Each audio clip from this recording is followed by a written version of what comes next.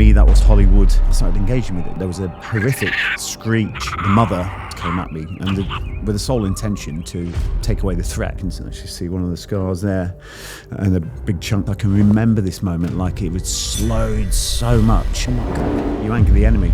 That's the reason for me being here today still. But it taught me so much. I'm joining the commandos when there's no cameras. I'm extremely disciplined. I'm so proud of that. I'm in the ice bath this morning, freezing my tits off. When we think about this macho military man, there's a softer side to you. Anyone telling me what to do, I told them to get fucked. Did you? We all have more than we're led to believe. That then got me through Special Forces selection, which I did twice. That's where my company name would come from. It's the moment you step into short-term discomfort for long-term gain. Isn't it amazing? Then joined the Royal Marines to create this brotherhood with the Special Forces, building an army, this protection system around me. I was drawn to war when I crashed and burned, that I realised this battle was in here.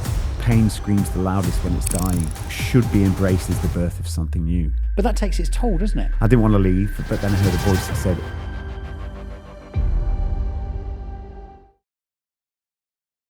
So, wow. This episode for me is very surreal. I dreamt about sitting in front of this man. And that's the truth, you know, Ollie. I dreamt about sitting in front of you a year ago. No way. Yeah, I manifested being here today. Didn't realize it would be in Dubai. We're in Dubai now. So interesting. I've come out here to meet this man in front of me. And this man is an under service. I'm with Ollie Ollerton. He is a TV celebrity. A lot of you in the UK will know him from SAS Who Dares Wins. Then you'll probably have switched over to SAS Australia.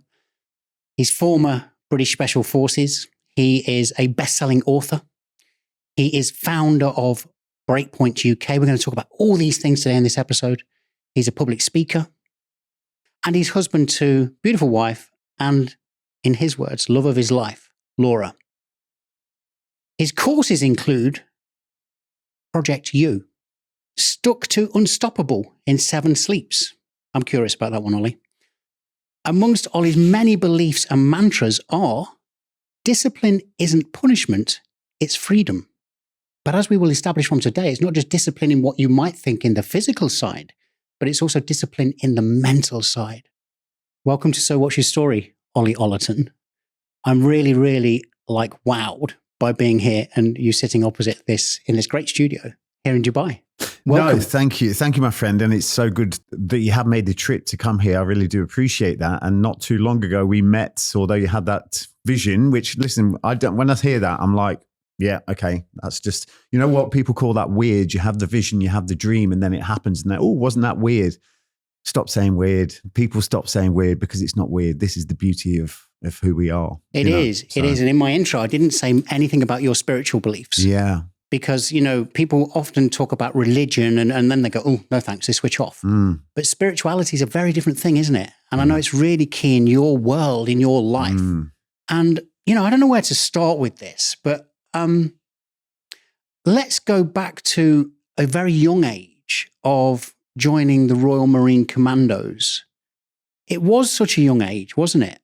For anybody to dive into that world of masculinity and Royal Commandos. Oh my God, the word itself, it kind of creates an impression in a lot of people's minds of what you were going through.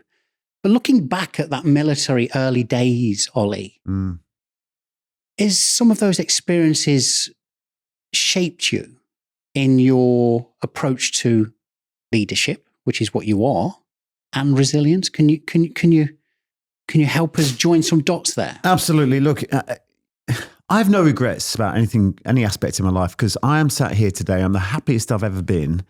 And if it wasn't for that journey that was behind me, it might be a different story. So there's no way I can turn around and regret stuff. And the reason I'm saying that is because when I got to the military, I've got to say I was a little bit disappointed. Was you? Yeah, absolutely disappointed. And I think it's, some aspects of, look at the model, right? This model, 14 years old, can't understand the purpose of school. I was the person in the class that was always looking out the window, and that caused conflict in itself. And at that raw age of 14, I'm joining the military, I'm joining the commandos.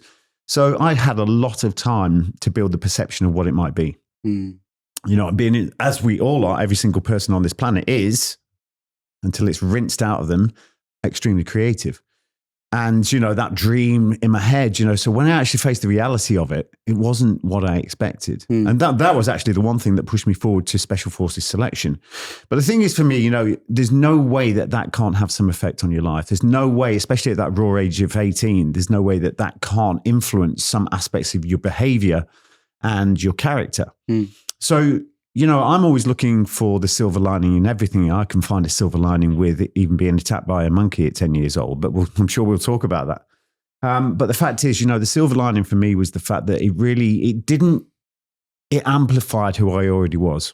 That's what I think. It didn't make who I am today. It amplified who I already was, because I was extremely in an extremely disciplined childhood.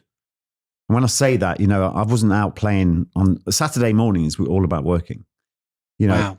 Every weekend was the same. You weren't allowed out till at least midday. So discipline, even as a younger child, was an everyday thing for you? Yeah, everyday thing. We but had when a you say list of discipline, jobs. do you mean it was rigid? It was rigid. Yeah, it was absolutely rigid. It was, my father was. And I'm not having a go at my father for this, because some aspects of it, for me, it was a little bit much at that age, because it was almost like it was the freedom as a child taken away from me. But, I'm now reaping the benefits of that now, because I am extremely disciplined when no one's watching, when the lights are off, when there's no cameras.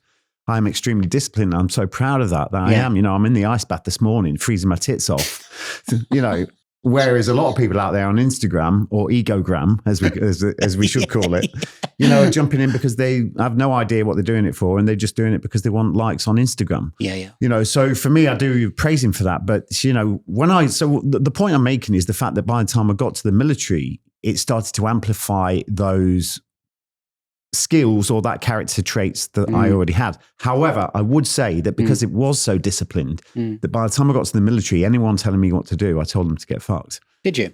Yeah, not literally like that. Yeah, not literally. Yeah, not literally like that. But it was this whole, I resisted the system so much. And I'm all for, I'm all for resisting the system, especially when I don't agree. But sometimes you can do it too much and it's at your detriment. Yeah, I agree. I agree. You know what I mean? Sometimes it's everything, some things that you believe in are worth a fight. But when you're fighting for something you don't necessarily believe in, but it's your ego flaring up, you can't tell me what to do kind of thing.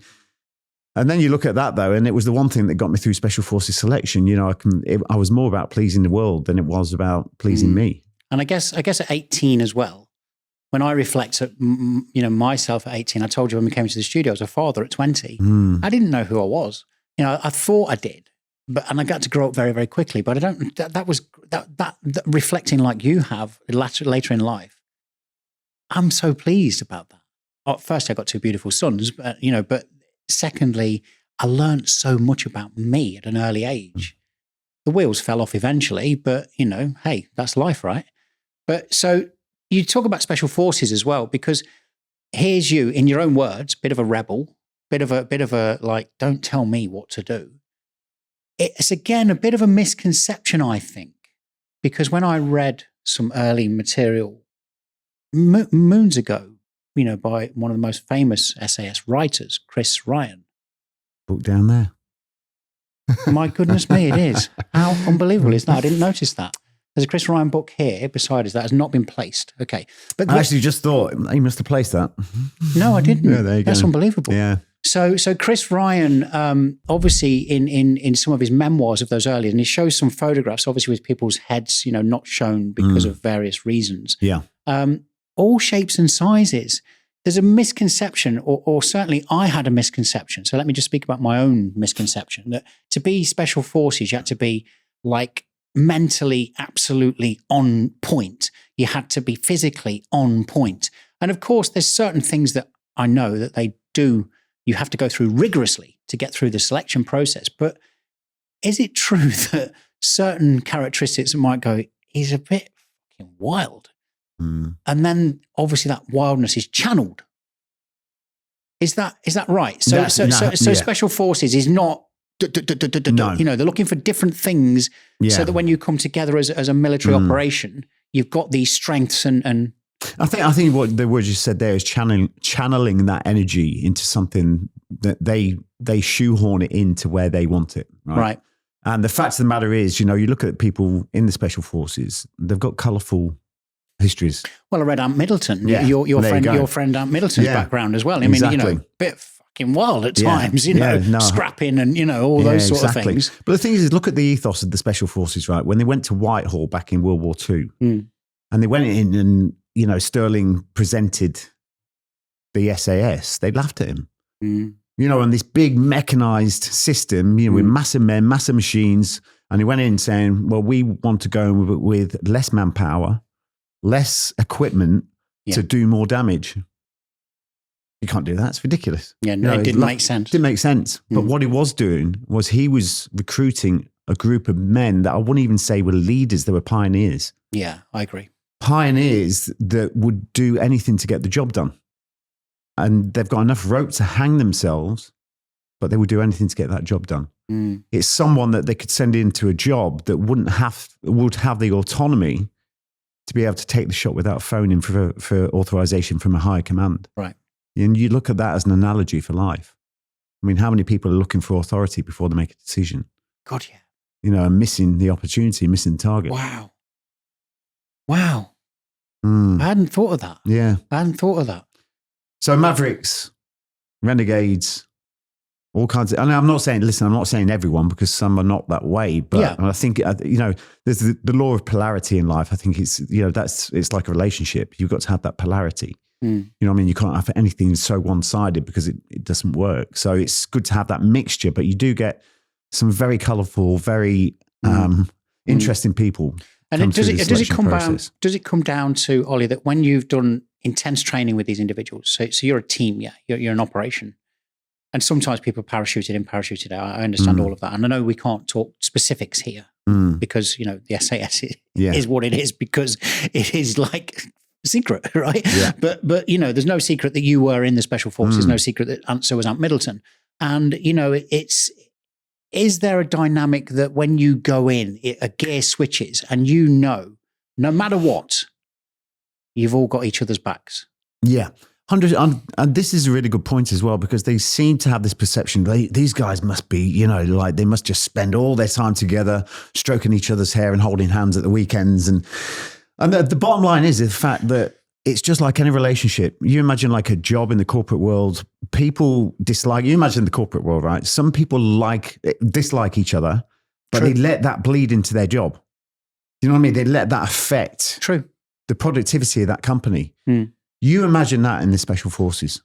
That gets people killed. Of course. So the person that you dislike becomes your best mate while you're doing the job. That ill feeling and any kind of negative feelings towards someone, that gets left at the door, because something more important has stepped in, and that's life. And that's getting through it together. So the person that wasn't your mate, or you wouldn't hang out at the weekends with, suddenly that person has been through exactly the same training as you know exactly their capabilities, and you back each other up, whatever. It's interesting. You use the comparison to the corporate world.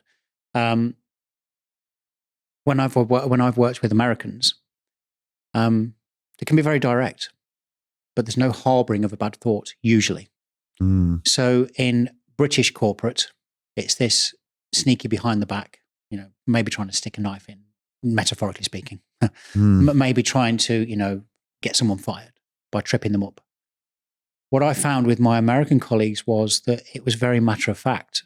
And I'm imagining that what you're alluding to here is a similar vein, where you might go, what the and have a right good blow up with each other. And then, right, lads, we're going. It's forgotten because you're going on your job. Yeah. You obviously have transferred over into corporate with Breakpoint. We're going to come more to that during this session.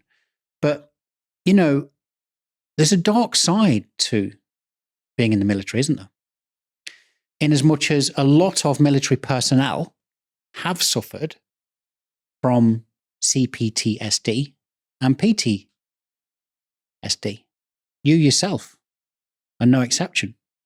Are we okay to go here with this, Absolutely, Ollie? yeah. Because important. You mentioned earlier on about the monkey being attacked by a monkey as a child. I watched you publicly speak at the Wellness Festival where we both attended. Well, what a great festival it was.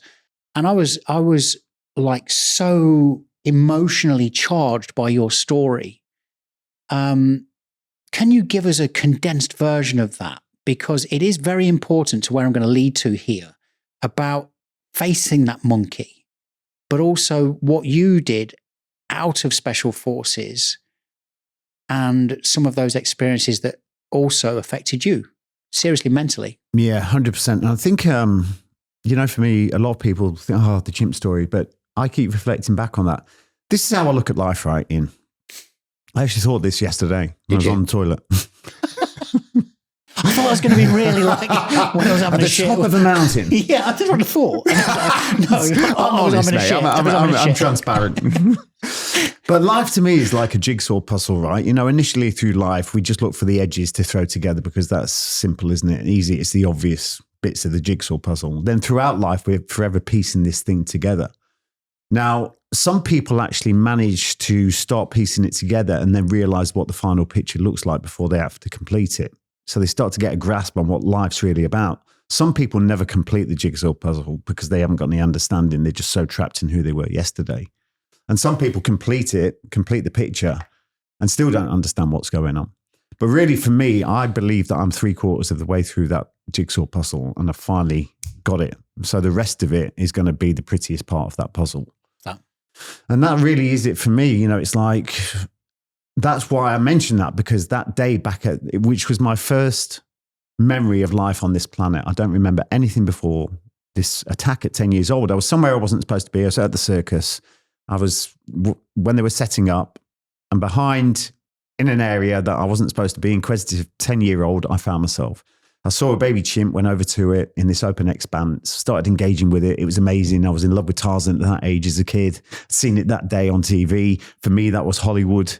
And I started engaging with it. It was a surreal moment. I was like a baby David Attenborough. And then all of a sudden, there was a horrific screech that I heard that I'll still hear till the day I die. And the mother, which was hidden under a trailer behind, just came at me. And with the sole intention to take away the threat. I was deemed as a threat, and it was doing what any mother would do, regardless of what species you are. It was protecting its young. And that resulted in the chimp just flying through the air, pinning me to the floor and just going absolutely banzai on me, and it went from beating me initially with its fists, took all the wind out of me, to then I could feel the skin. You can actually see one of the scars there, and a big chunk missing there, but, and then started ripping chunks out of me. And it was in that moment when I lay there, and although this was happening so fast, I can remember this moment like it was slowed so much. And I heard the voice. I heard this voice in my head, this transition point that took me to a place I'd never been to before.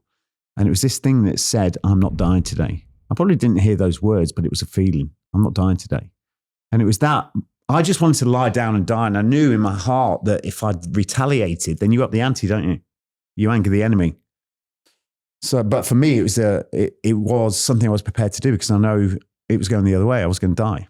So it was in that moment, stepping into that discomfort and embracing, having the courage to retaliate.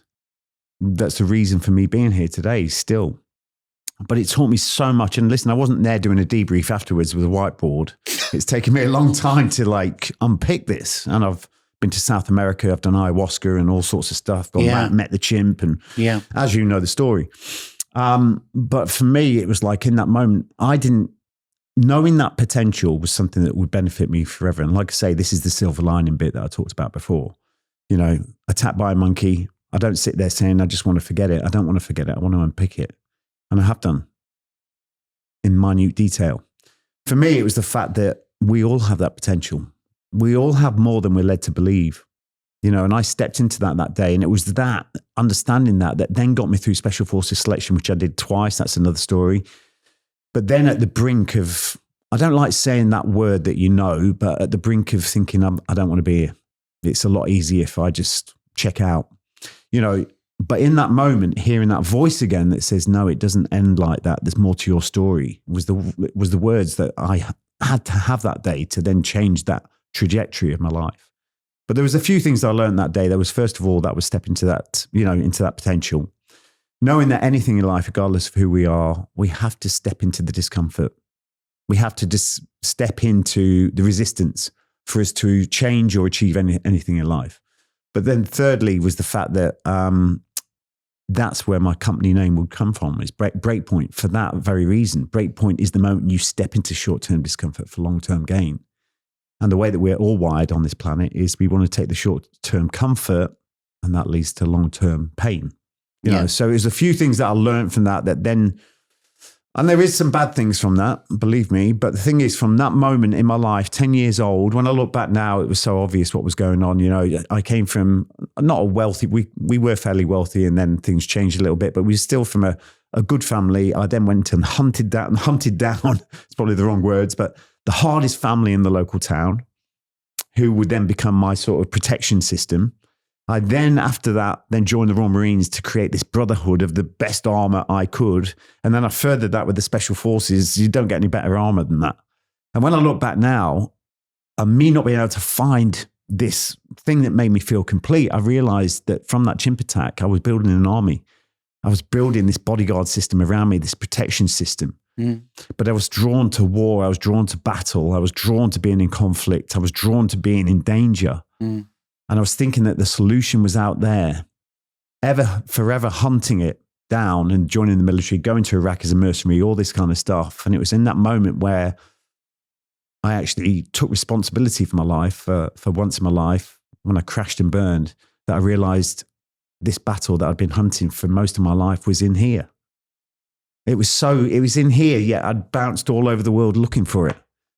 Because when I hear you relay that, and there's another piece as well when we spoke at the start about me manifesting or visualizing this moment with you today, there's a moment in your story where you're doing like is it fair to say like a mercenary deal, and you're being paid money to protect some people, and it all goes terribly wrong, but you've seen that outcome before it happened. And that's a whole other story. I don't know whether we've got time for that today, but what I'm alluding to here, Ollie, is what I'm hearing from you relaying those words again to because I've heard the narrative before, is exactly what you say. You're building this around you, this protection, if you want to call it that, this macho, very testosterone driven, fucking I'm a man and I'm going to fight and rah. But inside of you, that's not the whole Ollie, is it? Because you've never really gone back to the boy at 10 years of age with the monkey. Horrific story, by the way. That, and thank God that something inside of you, we talk about spirituality. I identify that as a spiritual moment in you as a young child to say, fuck, and fight back. Otherwise, you would not be here. No. Because a gorilla or a chimp, I mean, they're incredibly powerful. More powerful than any man. Yeah. So it's interesting, isn't it? Because it does tell me, and I'm sure the watchers and listeners of this podcast, that Ollie was on his mission, his lifelong journey, his desire was to fight. But that takes its toll, doesn't it? And you spoke about, your moment or moments. In fact, it was quite prolonged, wasn't it? You took solace in alcohol. You wiped out the trauma, and then you did go and face that trauma. And it was a deep, deep opening to you, right? Yeah, correct. The thing is as well, by the time I actually went to face the trauma, I told myself that it didn't need facing. Did you? So you were denying it as well? Yeah, I was denying it because I'd stopped drinking. My life had changed. I got my TV deal. I got my books deal. I was a best-selling author. Life was good. I had a partner that I loved and loved me. Everything was great. So why would I have trauma now? And that's what I told myself. So when I actually went to do ayahuasca, something was drawing me to ayahuasca. I was like going, well, I'll do it because it's, I was finding reasons to go and do it. That's really interesting. Yeah, so life was sweet. Life was sweet. But the thing is, trauma is it's a stealth.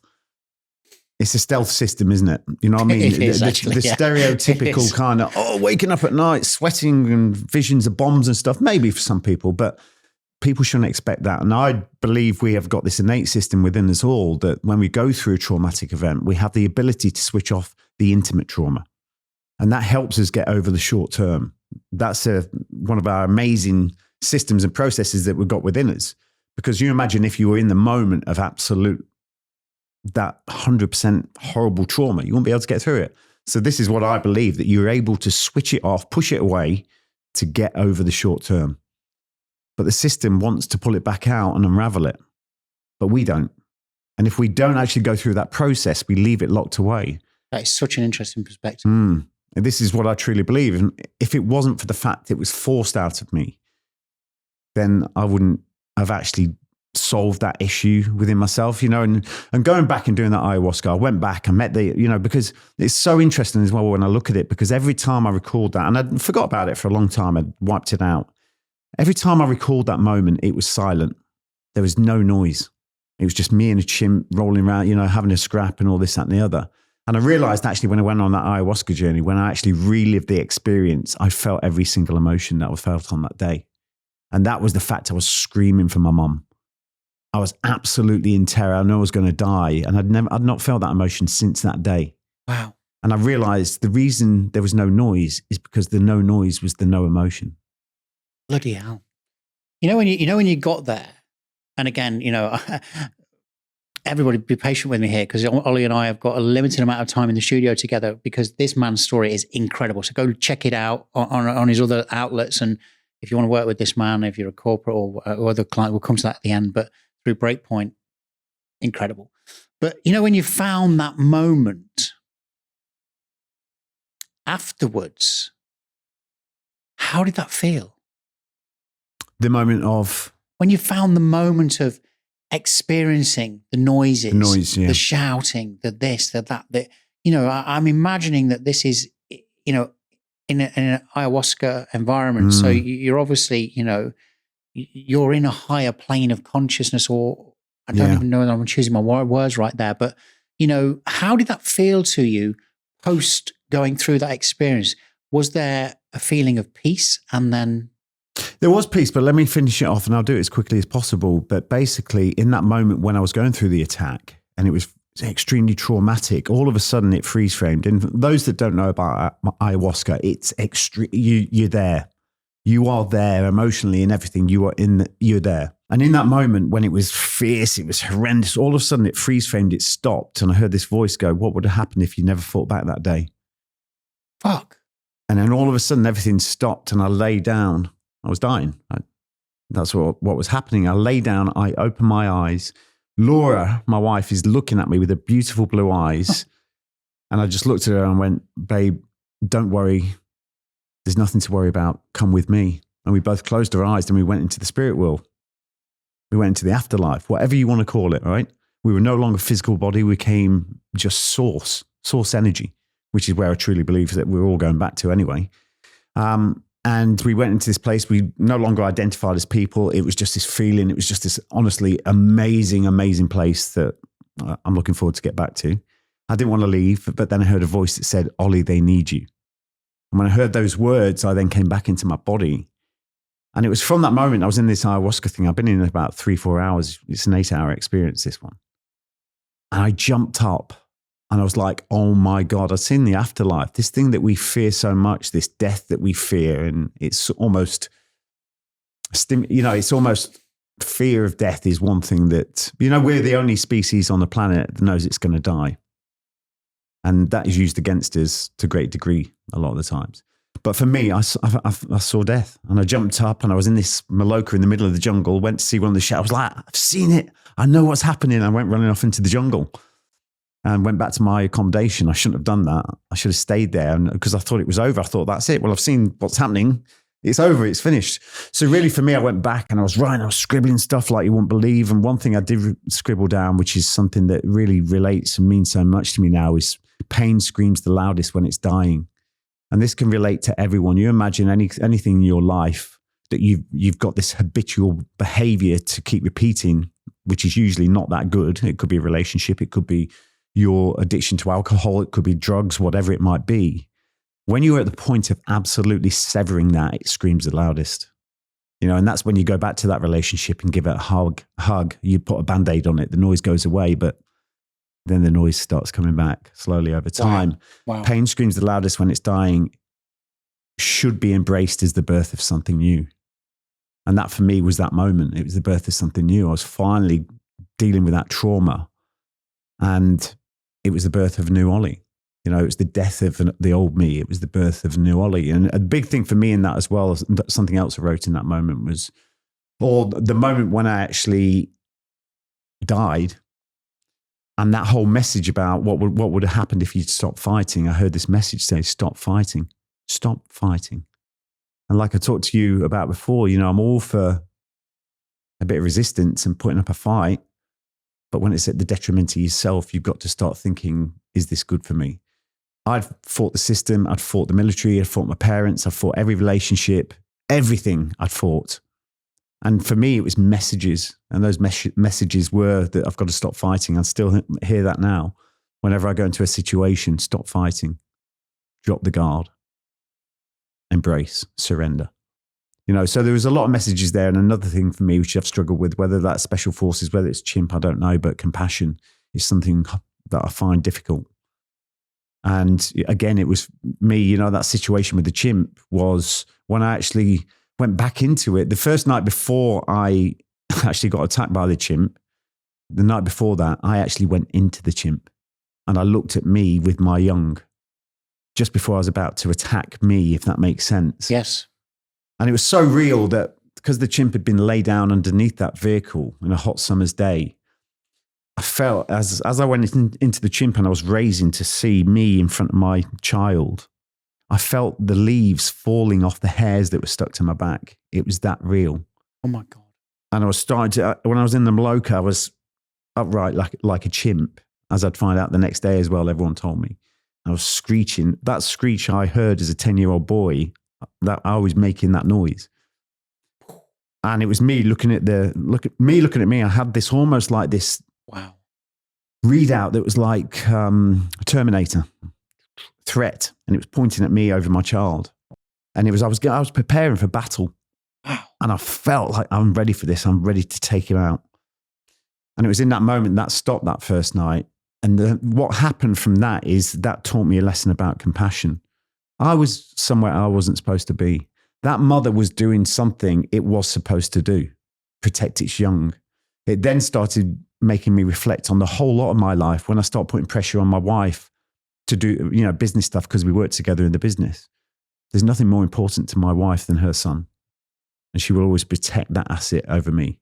And that made me feel a lot of compassion, not only for that Chimp, which helped me solve so much on that day. Instead of me being the victim, me being the focus of attention, it was the Chimp and the compassion for that Chimp doing what it was supposed to do that day. And it changed everything for me, that whole perspective. Bloody hell. Ollie, that is so powerful, isn't it? I think we all need a piece of that, don't we? Absolutely. So there was the spirituality piece. There was, Can I talk about that?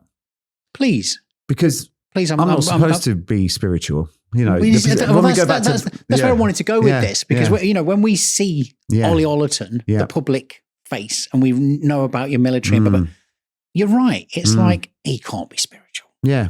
And he? And when I do my talks, when I've done talks in the past, people come up to me and go, you know what, I wasn't expecting that, but thank you. When I first...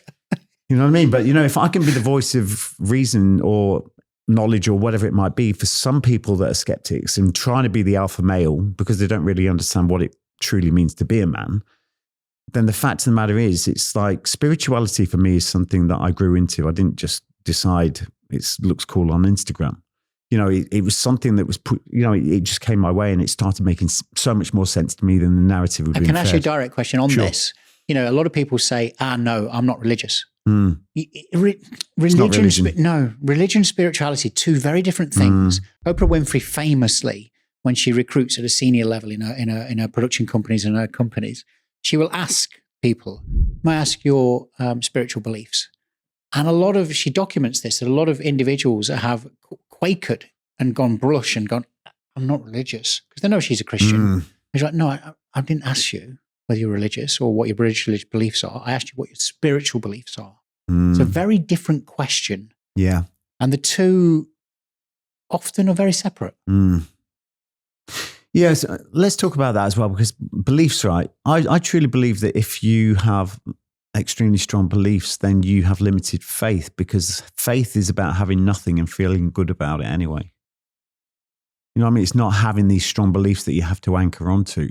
So religion, I respect religions, and, I'm not religious myself, but I am what I called spiritual. And what I want people to understand, if they learn nothing else from this, we're not just lumps of meat and gravy. There's so much more to who we are. And I define it like this, I say to people, and I said this on the Wellness Festival, actually, I said, people are in this constant search for who, or to discover who they are. And, I've asked people to put their hand up. Everyone, I'm doing that. I've been to the mountains in Tibet. I've been to Peru. I've done ayahuasca 50 times now. I'm still searching. And I'm like, I can solve it for you in one statement. We are a self-healing, self-regenerating energy system capable of creating an outside world through internal thought. And when you are connected to that energy, that source energy, you receive guidance on demand, which is God.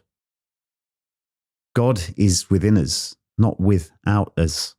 We are God, each and every one of us. But we've been programmed to believe that everything good is external to who we are. It's all within. So when it comes to religion, I think that any religion, if it's telling you to look outside of you, I think that's not a great template. But that for me is, that's the only faith I need to understand that we have the ability to create exactly what we want in life.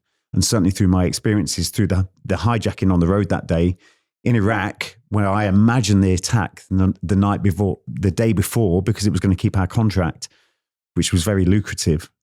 I imagined the best thing that could happen the next day is an attack. Oh, imagine if that happened. That would seal the deal. I had no idea. What the fuck? It was going to happen, but and if it wasn't for the fact that the details were so specific to what I'd imagined the day before, then it would have meant nothing. Including the end. Yeah. When you've gone back into the camp, the enclosed safe area. The compound, yeah. The compound, thank you. Yeah. And you're sipping champagne. You even, when you sipped that champagne at the end of the real deal, when it did happen, and I mean, that is one hell of a story. Yeah, and the bubbles going down my throat, which is from the day before. You I did imagine that, and felt it.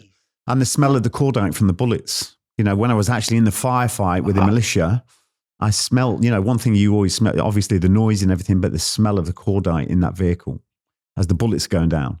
And as soon as that cordite hit my nasal system, bang, I was like, oh my God, this is deja vu. And it's when I looked to my left as well, when the bullets started going down, there was a sign that said Ramadi. The sign that said Ramadi is where I'd actually was driving past the day before when I went, imagine if it happened here, because it was still a hot spot. No. And as the bullets went in, bang, I went Ramadi.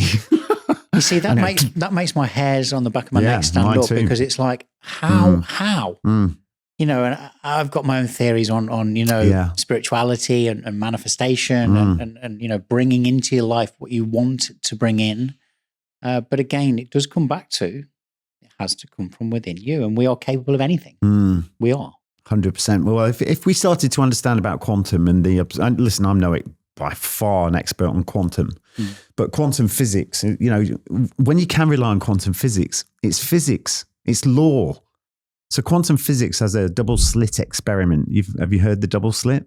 So basically what it means, they put a load of photons through these slits. And when the photons went through, they made a predictable pattern. But when they were observed, they changed.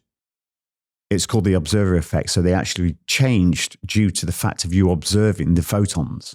It's crazy, right? So we're made of photons, everything. So what they've come back to is the fact that we create reality through our observation. So what we observe, we bring to reality. So this to me then brings the science. I call it SAS, science and spirituality. Or SBS, science but spiritual. And the thing is, when you start understanding that, what the model's trained to do, right, is use the past to predict the future. So when we look at anything, we're using the coding and the experience of the past to then apply that code to the future. So that could be people worrying about money. It could be worrying about a relationship, and you're bringing that into reality because it's your focus. Yep. And if you go back to the observer effect, I haven't got time to talk about the actual scientific thing, but if you look on YouTube and look at the double slit experiment, it will tell you all about this. So when I start to realize this is what happens, it's what we observe comes into reality. And that sounds spiritual and manifestation and sounds very Burning Man and everything else, but it's an absolute law. It's physics. So I think and I'm really starting to understand this now. Right? Yeah, I think there's a growing awareness, isn't there? Because, people like Dr. Tara Swart, I mean, she's a neuroscientist. She was not convinced by this at all. Yeah. It was woo-woo. And then she started to do it herself. She's like, how has that just happened? How has my visualization board started to happen? How has that manifestation started to happen? And she's a scientist, so she needed black and white and then realized there is no black and white. Yeah. It's interesting, isn't it? Well, let me tell you this, mate, because this is like, for me, this is jumping across the things that what happened. And then I got to that point where the attack on the road that day. But the thing is, I was drinking so much alcohol and stuff that, I didn't really allow that to benefit. I didn't sit there going, oh my God, the world's so different to what, it was afterwards. I was just back into the mayhem of drinking, drugs, all kinds of stuff and being shot at on a regular basis, which is not a great recipe. But it was only when I came back to the UK 2015 and I went, I am sick of who I am. I cannot stand who I am anymore. I cannot keep doing this. I was 43 years old. I had absolutely nothing but a road of mayhem behind me, a bad drinking problem and drugs and anything I could get my hands on. And it's when I went into that house that I went, no, I am changing who I am. But I had to believe that we can change, first of all. Neuroplasticity states that we can change, and we can. This whole leopard never changes his spots and all that, which is his ex-wife's mantra. We can absolutely change. So in this house... But we have to decide. We have to decide, yeah. So in this house, 3 things: mind, body, and nutrition. And I started doing these things that I even thought they were crazy. I had nowhere else to go. Visualization, meditation, goal setting, all this stuff. And I came up with this concept that I was going to start this company called Breakpoint. And back then it was this physical interpretation of Special Forces selection.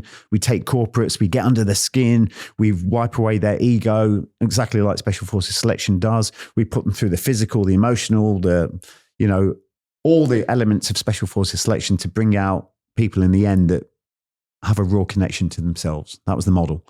I visualized that every single day, how it would look, I was there, put myself in it, all my 5 senses, touch, taste, all that stuff. And then at the end of it, I was thinking, this shit don't work. Nothing's happening. My family were getting concerned. I had no money. And I started to doubt everything. I was like, I just wanted something. Give me something, please. Nothing happened. And then and I actually did do this in this house. I was like, dropped to my knees and I was like, please just give me something. I want something just to validate what I'm doing. Nothing happened. And then 2 days after that, I got the call from Foxy, my best mate, who I knew from the military. He was like, hey, that idea you've got for Breakpoint you were doing with the corporates, would you do that on national TV? And I'm like, So anyone that says to me that visualization and this stuff doesn't work, you keep doing what you're doing. Keep doing what you're doing. Wow. So basically, for those that don't know, the TV show became exactly the format that I described for the corporate world. No way. So, no way. Yeah, there you go. So how do you take then, talking about Breakpoint, and again, quite an expansive question, I guess, but you say there, you've just given us a very condensed version of taking executives and I don't like this term, but I'm going to use it. Why? I don't know. Normal people, right? I really don't like that term. When someone says, you're not normal. Right? Yeah. Oh, thank you. Yeah. Thanks. I tend to say thanks. I don't want to be normal, but what is normal? It's a big question, right? Because your idea of normal is very different to my idea of normal, blah, blah, blah, blah. But you take, normal individuals and you put them through this process and it's a very structured program, days and everything else. But is there a common breakpoint? When we speak about ego, you mentioned ego. Ego's particularly in men, but also in females. Yeah. It's something which, it's a word now that's bandied a lot. Just your ego, and it's like, is there a common thing that you see within your programs, and I don't just mean on the TV, but I mean in your actual personal guided programs through Breakpoint? Is there something you notice time and time again that limits people? I think the limiting factor with everyone is the lack of understanding of who we are.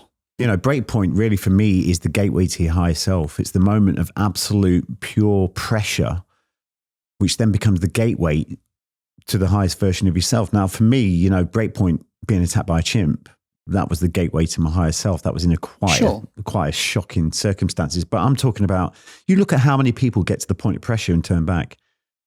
And little did they know that just a little bit more. Well, they always say that, don't they? Yeah. When you're on the, like you, when you're in the home, in your house, and people and your friends, relatives are all saying, "Ollie, come on, mate, just go and get a job. You know, just to stop this fucking. You know, you're this far." And people who can't see me on just listening on audio, I'm now showing my fingers almost touching half an inch. You're literally that far from the tipping point of creating the business, creating the breakthrough, getting the relationship, getting the job. Yeah, but you know, it's like, and that's what differentiates somebody who's like outstanding. Yeah. To the problem with us all is the fact that we are so addicted to comfort zones. We're addicted to understand that we should live within our limits. But the thing is, the longer you live within your limits, the wall thickens on the inside. And then before you know it, you can't even move. I love that. And it's understanding, like, I didn't want to get in the ice bath this morning. Everything was telling me not to get in it. That never changes. But, you know, the ice bath for me, I know about the physical benefits. So that obviously means a lot to me. But really for me, it's the mental. Yeah. If I give into that today and I go, oh, you know what? You did it yesterday. You know, just ease off today, you know. I might then do that. Circumstances might not allow me to do that tomorrow. It may spill into 2 days, 3 days, and a then week. Once you do that, we are such a creature of habit. We become who we were yesterday, the day before. You know, you do it once. Yeah. Okay, that's an isolated event. You do it twice. We start to build the process. So this is where you've almost read my next question. All right. Because I was going to say, how does when you've taken this person to that realization, or people to that realization, how does the person and how do you effect lasting change? You talk about getting in the ice bath this morning. You did it again. You've gone in, even though you say, no, I don't want to do it, because that's your discipline. Yeah. So how does effective lasting change, what is the advice you could give to listeners, viewers, saying, all right, well, no, I get it now. I've got to do that to make a change. Let's say it's quitting alcohol, right? Yeah. In order to stay off alcohol forever, you've got to make, firstly, a choice, commitment, and be bloody disciplined, especially if you're addicted. Yeah. Yeah. So what's First of all, I say the thing with everything is, what's your why? If you haven't got a why, then you're gonna be back to where you were yesterday. You've got to have a strong why. It's like if I'm going to say I'm going to stop coffee, why? I've got to have a why. I've got to know the science of why I would give up coffee. Otherwise, I'm not going to bother doing it. If I'm going to give up alcohol, I've got to go through the process of understand why. I've got to create a strong why of why that's not, you know, for me, alcohol, destruction, mayhem, upsetting other people, you know, it was a no-brainer. It was a no-brainer. Elephant in the room. They say with the why as well, Ollie, you need to ask the why 5 times to get to the root. That's something Simon Sinek writes a lot about, you know, start with why, but then so it's not just one why. Yeah. So for example, let's take alcohol.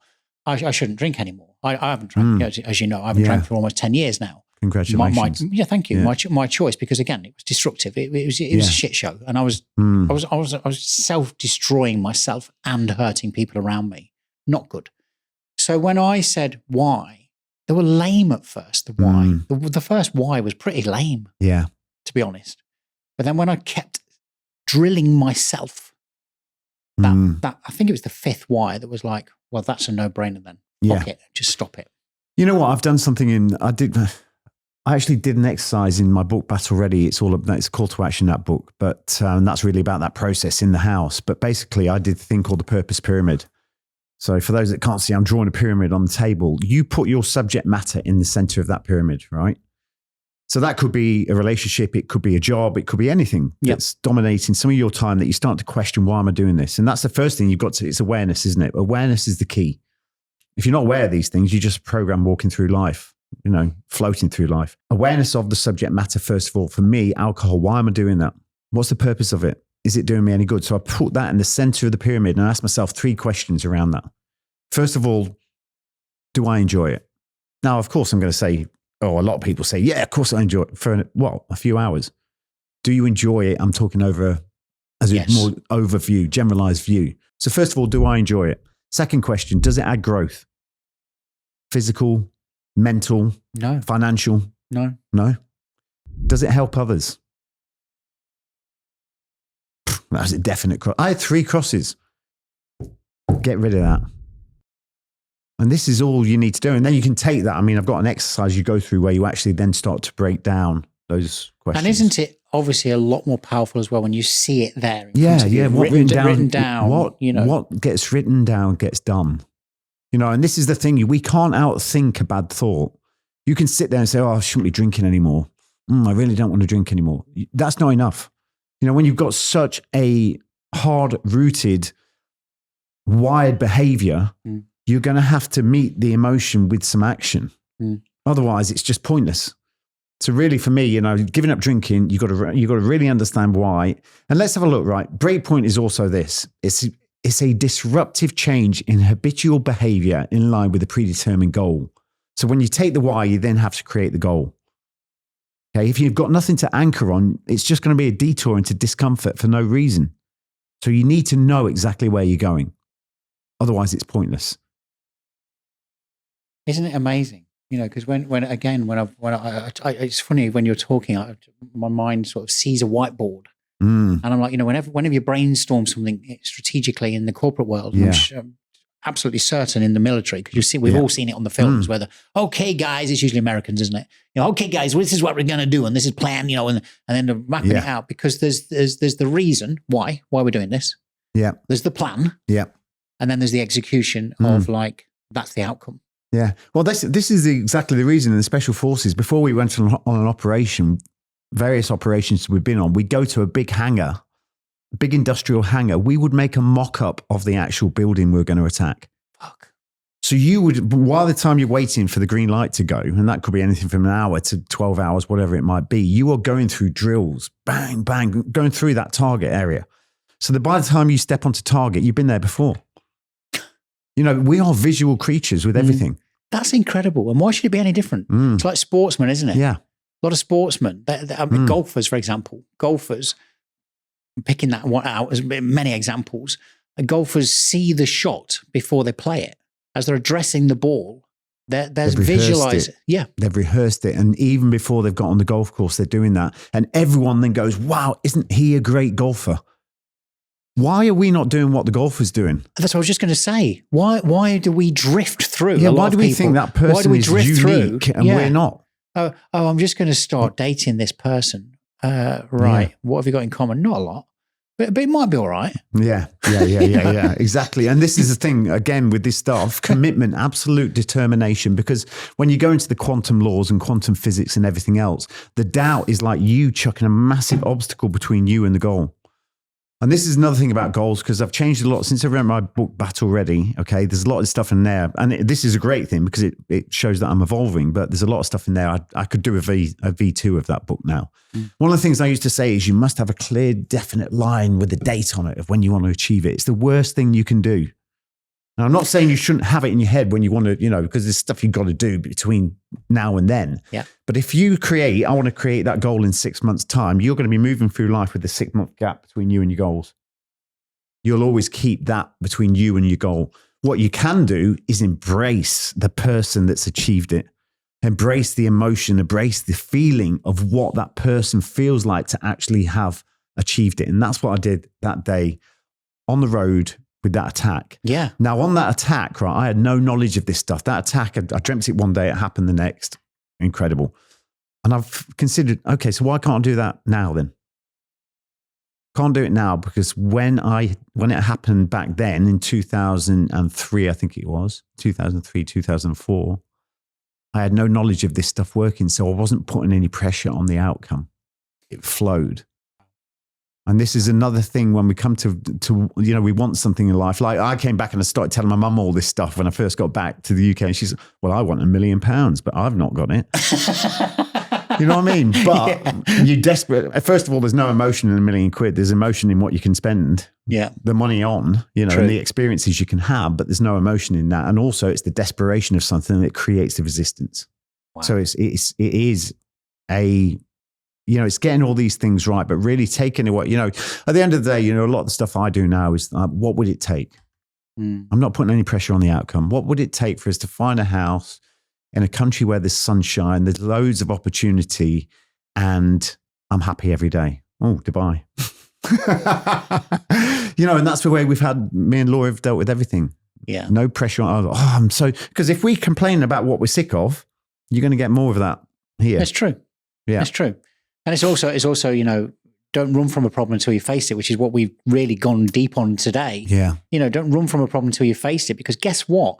You up and go and live in another country and you've not dealt with your problems, whether that be relationship problems, you and Laura are incredibly happy. She's the love of your life. Yeah. You spoke about this, you two are like, you're one.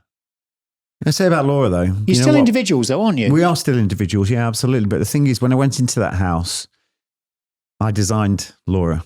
Did you? I designed Laura, and I said, I want someone that's... You visualised I visualised the person, not her fate, nothing like that. It was just, I visualised this person. Characteristics. I wanted someone to be spiritual, but not too much. That was like, because at the end of the day, we're here to have a human experience, not a spiritual experience. Yeah.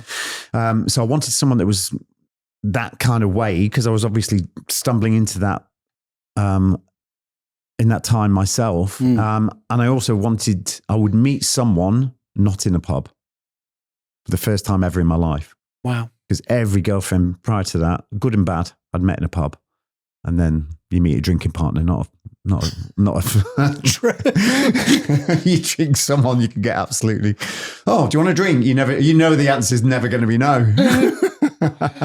Oh my God. Ollie, there's so much to talk about. You've got these amazing programs, Breakpoint, you've got another thing, Stealth Reset, it's tons, yeah? I say about Stealth Reset because you did ask that question. I want to very quickly just tell you about that. Yeah. Stealth Reset is for me, and this, because 5% conscious mind, 95% subconscious, which is really the driving machine. Over a period of time, what's basically happened though, the servant has become the master. Whereas, our conscious mind is where we should be dreaming things. We should be wanting, creating the vision of what we want. But now we just become respondent to the habits and behaviors. Is this where you meditate and take time out? Absolutely. And do the ice bath? Yeah. And because no matter how busy life gets, yeah, I guess what you're alluding to here is take time out to have the dreams. Yeah. To Absolutely. What we're told from an early age. Yeah. Don't remember this? Who do you think you are? Man, yes, I do remember that. Who do you think you are? Yeah. Look at you dickhead. Who do you think you are? You know what I mean? It's like... I just have that as a child, by the way. I had that in adulthood as well. In fact, I think people still say it about me now. But the thing is, it's the lack of us thinking who we are that's the reason for us not creating the life that we want. I agree. And it's all this messaging as a kid, stop looking out the window, stop doing this, stop dreaming, you're a dreamer. Of course, be a dreamer, look out the window, start to think someone that you want to be. And it will happen. Yeah. But for me, what happens is, because we've got the conscious mind now, which is basically based on all our limitations, things created by the environment. When you go to sleep, you go from beta to alpha to theta. So beta is normal frequency, everyday life. And then we go into alpha when we're relaxing, then theta. And what happens in theta, and this is documented well by people like Dr. Joe Dispenza, Dr. Bruce Lipton. Yep. The theta gateways then open. And for those that don't know, the conscious mind, which is the analytical, the self-criticizing mind, it's off guard. The guard man has gone to sleep on his sentry post. The subconscious is open to suggestion. So basically what Stealth Reset is, you listen to suggestive affirmations as you fall into sleep. So the whole idea is that you do fall asleep while you listen to it, because you're going through the theta gateway for a short period of time before you get into deep sleep. And that is when the conscious mind is off guard. The subconscious is wide open to suggestion. We can start laying in these new character traits. That then followed by a micro action the next day to then start to create momentum. It's the course before the course, because 90% of people that buy online courses do not even finish the course. 60% don't even access the platform. 10% don't even make it past the first module. Wow. This is a way to stop that. And that's my mission. My mission is to get people to take action, but you can't do that without the stimulation of it. The problem is getting people to actually do the stealth reset, but lying down and doing nothing, surely that's a lot of people. That's a dream, right? So that is really the stealth reset series. And we're doing all stuff on confidence. We're doing stuff on abundance. Yeah, but it's that theta gateway opening. You got to believe in the system. Yeah, you have. And I think, I'll come more to this at the end when I wrap up this episode, but it's interesting to sit opposite you and listen to you and have, been exposed to your public speaking, taking a bit of a deeper dive into what you do in part of my research to today. When we think about this macho military man, there's a softer side to you. I'm going to say you're in touch with your feminine energy. 100%. And I think that's important for a lot of macho alpha males as well. Come on, guys. Fucking, you're missing the beat here. There is a side to all of us. And it doesn't mean to say you've got to be soft and namby-pamby and all the rest of it, but you've got to soften yourself. But that's a whole other subject. Yeah. But I'll tell you, let me just address that quickly, because a lot of men are holding themselves back because they're in the moment where it's like they can't, look at it in this sense. They can't ask for help from a mate. When it comes to a problem, they've got financial issues or they've got... That's a great point. Yeah, it's the fact that I don't need anyone. I can do it myself. All this bullshit. Even if it's not asking for help directly for sort of financial, even if you're just struggling mentally. Exactly. This whole thing, but it's like, even if at the forefront of like, what's he talking about? It's the fact that we can't just ask for help when it's like we just need stuff on man stuff. We've got no hope if we can't get past that block. But the fact of the matter is, the lone wolf is a myth. It's a survival mechanism, right? If you're the lone wolf, everything's fucked. We thrive in community. We thrive with people around us. And this is where, when you are struggling, and this adoption of the male and the feminine energy, this is what we need to adopt. It's having that. And that means that you are compassionate. You are, you're in touch with your emotions. You can identify with that. And that is the person that will ask for help off his mate. That will be the person who said, look, I'm struggling a bit mentally. And that is, it doesn't have to be the fact that you're painting your nails and having a massage every, it means that we're flipping just in touch with our, I agree. I agree with you. And masculine state. It's the law of polarity. It is. Another science. It is.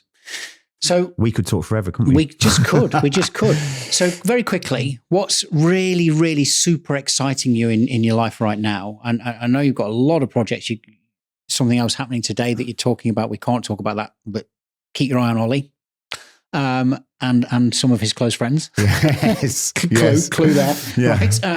But what's really like giving you zest at the moment, Ollie? What's the one or a few things that make you go, yes? Yeah, well, to be honest, it's scaling up and learning. I mean, every day that Laura, we sat in the office together, she says, do you want to hear another testimonial? Wow. And you hear that testimonial, that's the best paycheck in the world for me.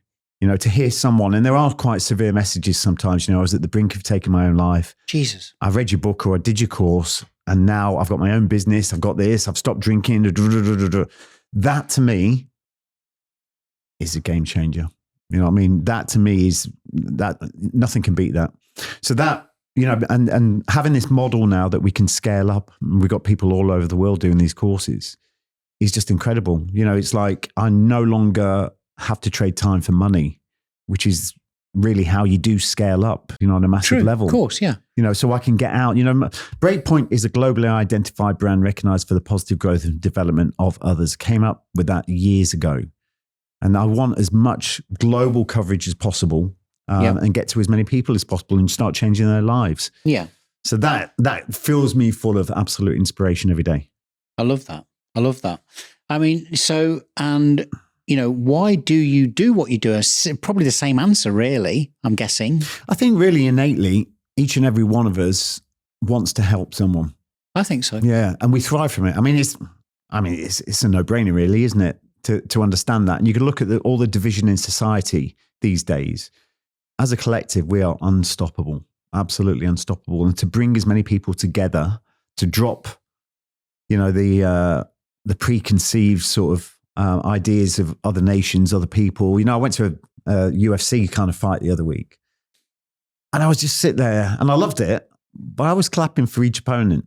I wanted one guy to win, but I was still clapping for the other guy. Yeah. And hearing the booing and all this, I thought, drop that shit, guys. You know what I mean? It doesn't have to be like that. No, it just doesn't. And that typified really, if people could just drop that and everyone get on, it doesn't mean you don't want someone else to win and all that stuff. But, I really want to change that dynamic. And so really that drives me forward. It gives me, it's my energy for life. It's not my new mission to change as many lives as possible. So. I love that.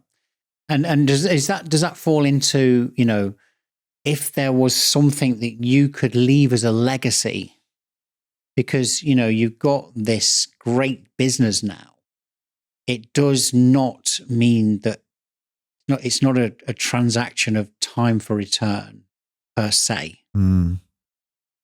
So if there is a legacy that you wish to leave behind, because none of us are going to be here forever, right? We want healthy lives. We want to be here for as long as we possibly can, of course. What is it? It's simple for me. And I'm going to have to put a number on it because it makes it more credible, doesn't it? But I want to change 1 million lives.